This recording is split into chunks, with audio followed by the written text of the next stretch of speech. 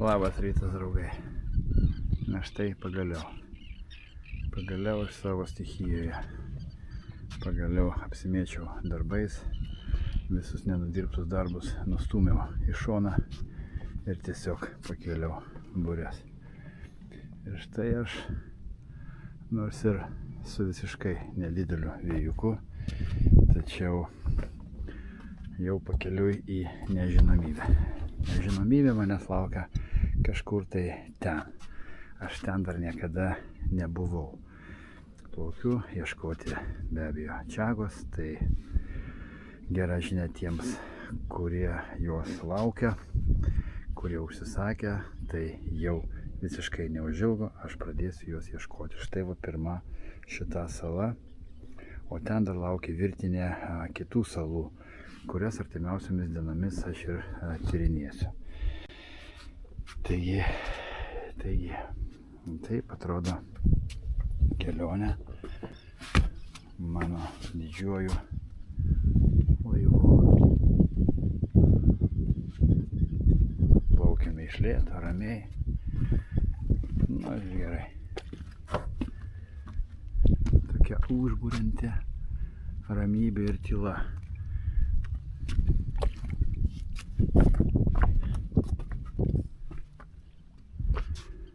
Žuvėdros maitinasi. Ten yra kažkokios tai žuvis paviršiuje plaukioja, todėl žuvėdros štai čia būriuojasi ir maitinasi. Ir jos tose salose dabar ir peri. Tai aš tikiuosi, kad tose salose, kuriuose žadu išlipti, nebus per daug perimviečių, todėl kad jeigu ten bus kolonijos perinčių paukščių, tai aš negalėsiu išlipti, todėl kad negalima, tiesiog todėl kad paukščiai peri. Bet apie viską iš lėto ir iš pradžio. Taigi, vėjuko turim tik tai tokį mažiuką skaičių. Plaukiame tik tai pusę mazgo greičiu. Na ir kas, už tai, kad jau netoli liko. Jau netoli. Štai, priplaukėme prie pirmos salos. Dabar mums reikia surasti vietą, kur prisišvartuoti laivą, inkaravedį. Tai jeigu matote, vandens dryžiai tokie, reiškia vėjas pučia iš čia. O ten yra toksai kaip ledas. Ne? Tai čia, reiškia, vėjo nėra. Ir tame ruože, kuria kaip ledukas atrodo, reikia pasistatyti mums laivą. Tam, kad vėjo gūsis nenurautų laivo nuo inkaro ir laivas nepabėgtų. Bet čia vėlgi yra keblumų. Žiūrėkime į jūrlapį. Taigi, mūsų laivas yra štai čia, o visi šitie kryžiukai yra povandeniniai akmenys, kurių nesimato plika akim. Jie gali būti tik tai kelis centimetrus virš vandens, po vandeniu. Ir tu gali užsėsti ant jų su laivu ir nieko gero čia nesibaigs. Tai todėl aš turiu įtaikyti čia, kad kuo arčiau kranto, bet dar kad ir gylio užtektų. Ir prisišvartuosime, ir eisime apsižiūrėti šitos salelės. Bebrų štai kaip apgriaužti kamienai. Didžiausi medžiai išversti.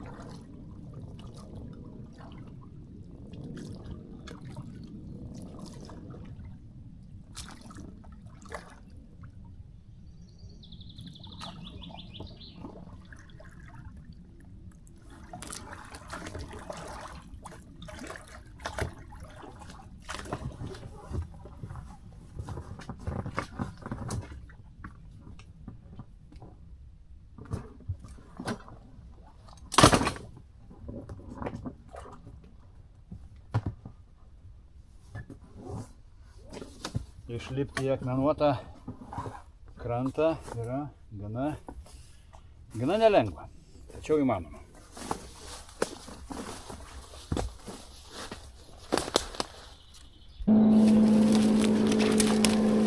Kažkoks žvejas su nežmonišku reaktyviniu varikliu čia plaukia ir visą romantiką man gadina, nes tuo tarpu aš radau pirmą, nors ir nedidelę, bet užtat čiagą. Tai geras ženklas. Jeigu yra viena čiaga, reiškia šitoje saloje bus ir daugiau čiagos. Nu, be abejo, ją reikia rasti.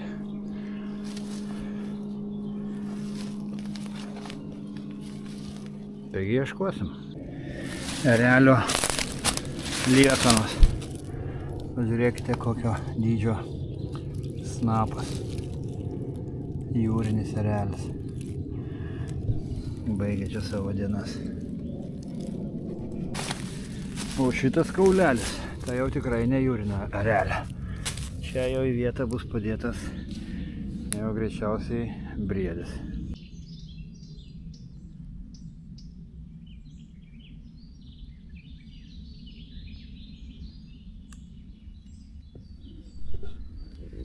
Tiesiog įsiklausykite, kaip čiulba paukščiai.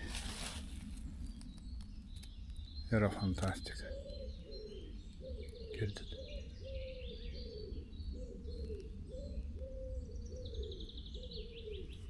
Kaip kokioj pasakoj. Ir vėl kaip tyčia pamiršau pasimti nosinę. Ačiū Dievui, dar uodai nekanda, nors jau jų zarazų čia yra.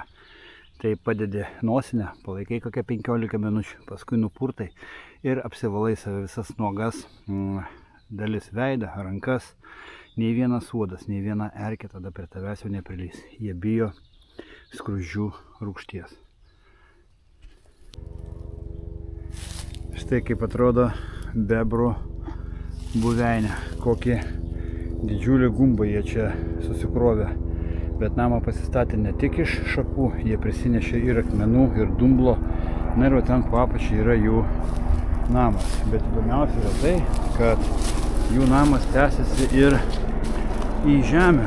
Tai reiškia, po velėną, kaip po šaknim, jie yra pasidarę takus. Ir taip pat gyvena jie ir po žemę, čia ant žemės, ta prasme, ne tik tai, va, kad vandenį. Įdomiai. Ar galima į svečius pas jumi užeiti kaip nors, ką? Įdomiai. O netoli nuo tos bebrų gyvenvietės stovi tai toks namelis. Ir aš iš pradžių galvojau, kad čia gyvena Alibaba ir 40 plėšikų. O pasirodo, čia yra šitas namelis, iš kurio medžiotojai būtent tos bebrus ir medžioja. Štai skylės šautuvai, kad nematytų.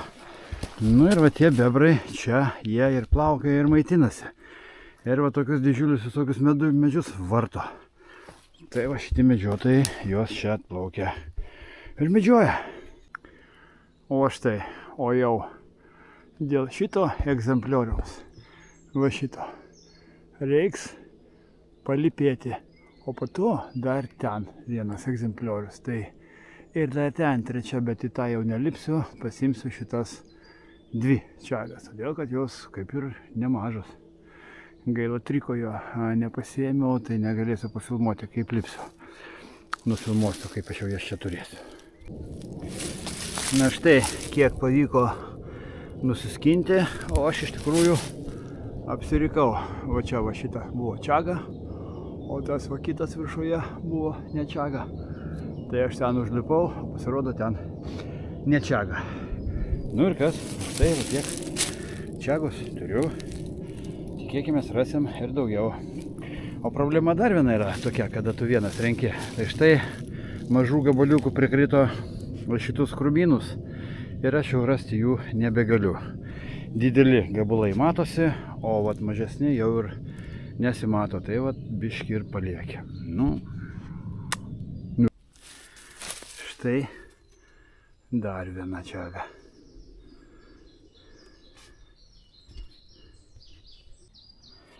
štai, vos sutilpo man į bagažinę. O štai kokią operaciją atlikome, kiek giliai čiaga buvo įsiskverbusi į medžio kamieną. Ir šitą medžio jau buvo likę neilgai gyventi. Tačiau mes padarėme operaciją, tą čiagą ištraukėme ir dabar medis turi dar kaip minimum 30 metų gyvybės, todėl kad dabar tol, kol užaugs tokio pačio dydžio čia šitoje vietoje čiaga, tai čia užtruks kokie 30-40 metų ir medis pasakys man ačiū, o ir žmonės pasakys ačiū, todėl kad mes išgelbėjom ir medį, ir kažkokį žmogų. Tai vat, kaip visiems yra gerai. Nu, einame ieškoti laivo, nes daugiau jau netelpa man čia. O, štai ir Jurgučio laivas. Grįžome ratu iš kitos pusės, apėjome ratu salą, na ir grįžtame su pilna kuprinė. Dabar reikia surasti tuziką. Jis ten kažkur. O, kaip aš ją apvaikščiojau. Tai beržai buvo tik tai aplink pakrantėse ir va čia va kažkiek tai vidury. O viduryje salos nebuvo matyti beržų. Beržai augo tik tai aplinkui. Ir daugiausia šių radau tiesiog čia, kur prisišvartavau. Nuplaukiau dar keletą jūrmelių ir išsilipinau dar vienoje salelėje. Čia jau yra grupė tų salelių. Na ir žiūrėsime, ką čia rasime. Va. O kodėl reikia valtį gerai prisirišti? Matote, nereikia vėjo. Tiesiog motorinės valtis praplaukia, sukelia štai tokį bangavimą. Ir jeigu jūs valtis gerai nepririšite, tik būsite užtraukę ant krantą. Ją nuplaus. Taigi, pririšite valtį gerai. O tai tiek reikės plaukte grįžti į laivą. Aš čia gerokai pasiklydau toje saloje ir gavau paklaidžioti. Įžengiau tokius labai neįžengiamus brūzgynus. Klaidžiu ilgai. Ir nėra geresnio jausmo, kai pamatai savo jachtą belaukiančią, besisupančią ant bangų. Tai viskas. Ieškau tuziko ir varau namo. Na, namo ta prasme.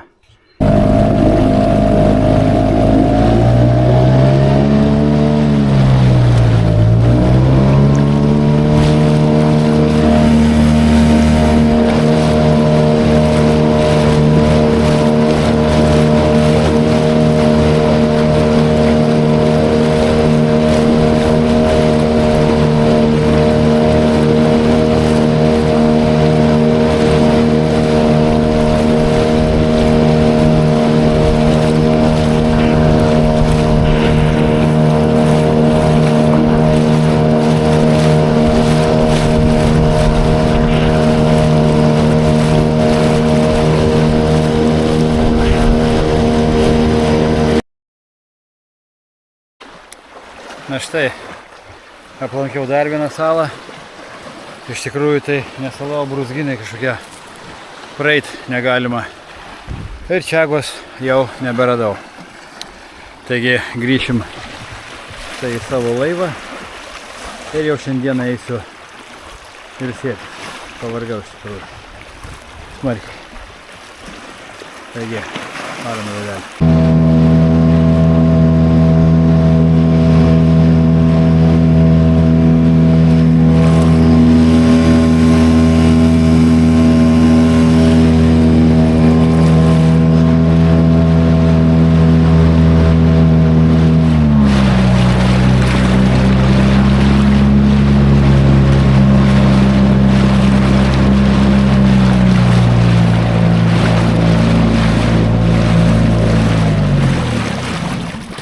Laivas net apsiverkė mane pamatęs. Seniai nesimatėm, seniai. Oi, kad tu man primyžai tiesiai į valtį. Ot, begėdis, a?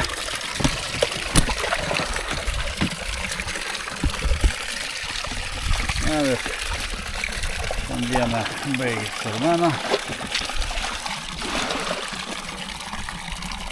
Lipam į taip. Na va, o vakare prasidėjo škvalas. Aš nežinau, ar jūs girdite, bet štai matote, kaip tenais juoduoja vanduo. Reiškia, jeigu ne šita sala, tai mane čia nuneštų kaip šiaudelį. Todėl, kad ten pučia baisulinio stiprumo škvalas. Bet čia mane užstoja šita sala ir visas vėjas pereina per viršų. Bet va ten matote, kas darosi ir va tenais va tos juodos šuorai. Na ir garsas. Garsas, kada bangos daužosi į šitos salos aną pusę. Aš iš tikrųjų nežinau, ar tai persiduoda per kamerą visas šitas garsas, bet jo, ten va tanoj pusėj linksma. Nu, o to turbūt užbaigsime šitą dieną ir žiūrėsime, ką mums atneš rytojaus diena. Taigi, iki.